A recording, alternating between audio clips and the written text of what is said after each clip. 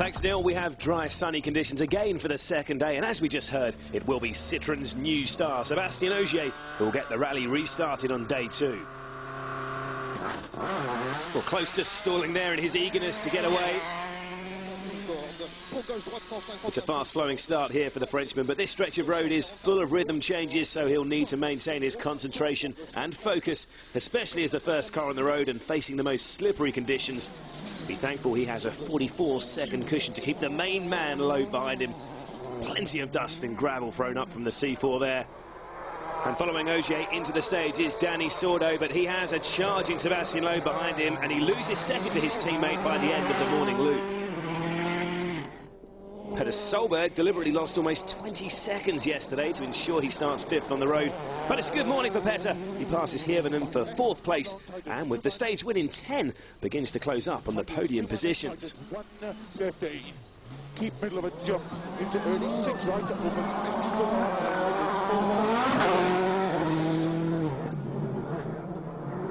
Matti Latvala starts the day well in the opening stage and is looking to make up more ground on the leading Citroens as we join him here at the start of stage 9.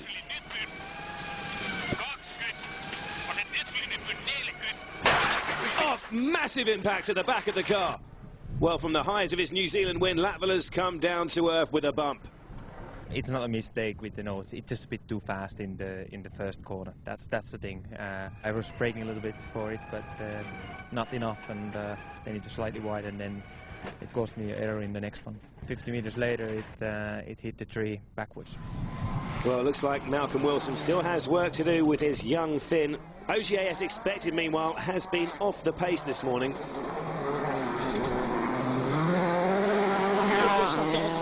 It's another big test for this ambitious young man, but he's really struggling for grip in the road sweeper role.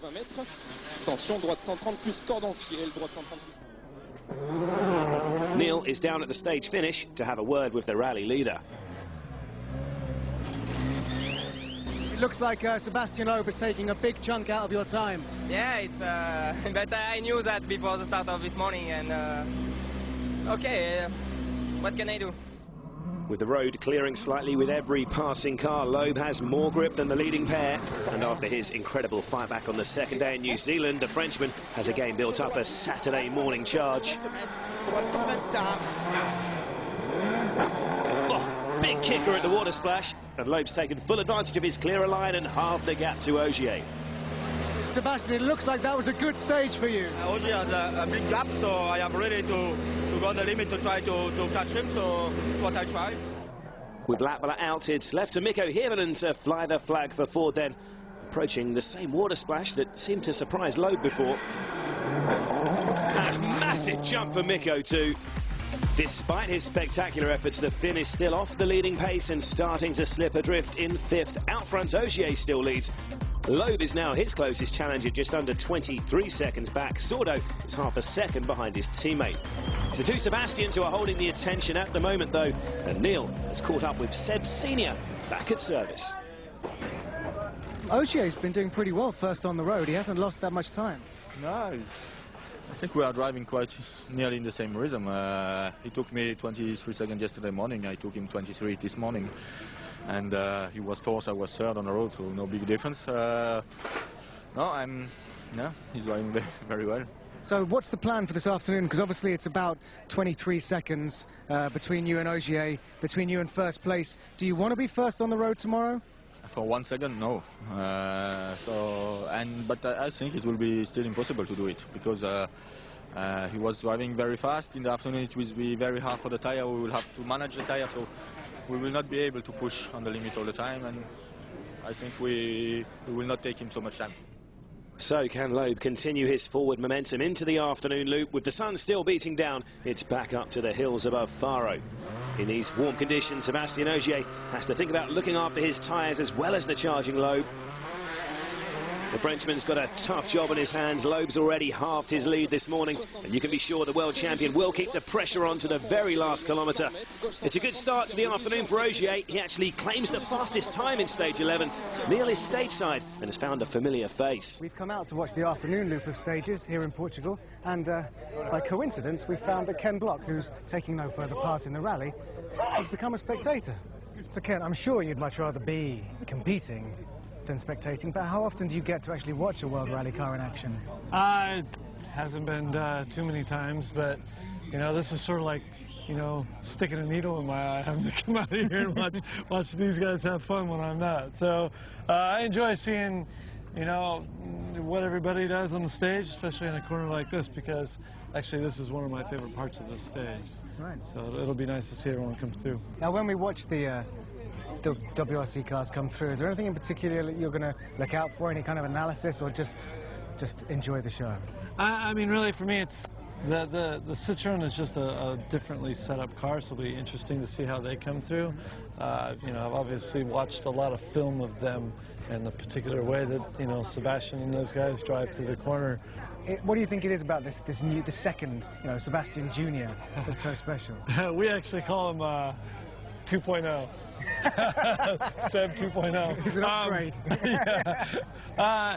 You know, I've been very impressed by Ogier. He's a really good guy, and he's come through a great system to get where he's at. He's a huge talent. I'm actually quite jealous of him. So, can Sebastian 2.0 maintain his momentum into the final pair of stages of day 2? There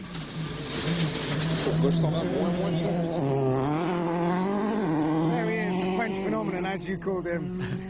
Seb 2.0. Yeah, Seb 2.0. Now that's, you know, it's quite a slow right-hander. Yeah. I mean, he was tucked in inside, very nice and clean. Looked good. Can't do it much better than that.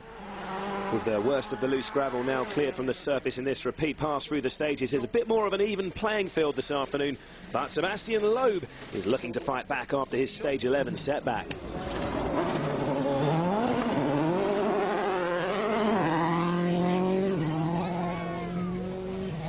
Didn't expect to see Seb go wide there. No. He's pushing. He's wild. And he's pushing for good reason. Loeb was actually passed by his teammate Danny Sordo in stage 11.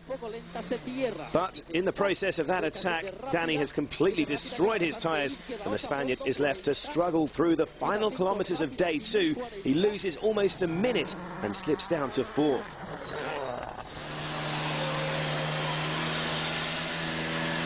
The tire in front is completely destroyed, as you can see if you want it.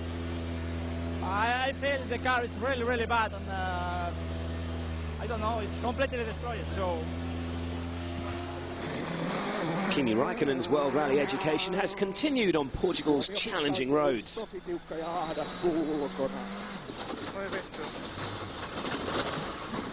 A big slide there, though, from the 2007 Formula 1 champ. This slide into the undergrowth was caught by a nearby spectator. Kimi, fortunate he's still in a comfortable 9th position. Back at the front meanwhile, and Ogier has put in a stunning performance. He's lost less than 2 seconds to Loeb over the afternoon loop. Mikko Hirvonen's closed to just 8.2 seconds behind Sordo going into the final overnight break, while the Spaniard is now 3.5 behind Peter Solberg after his tyre problems. Up front, though, the big question is, will 21 seconds be enough for Ogier to hold off the great Sebastian Loeb? Have you done enough to keep Sebastian Loeb off your back tomorrow?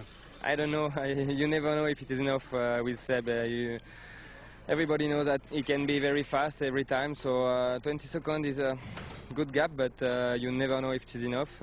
Tomorrow he will be just second on the road, so not a big advantage, but it's still a long way to go until the end, so we will see. A short final day tomorrow. Is 21 seconds too much for you to catch up? Difficult to say.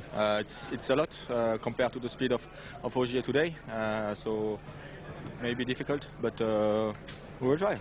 Thank you. So it's a tale of 2 Sebs as we head into the final day of Rally Portugal.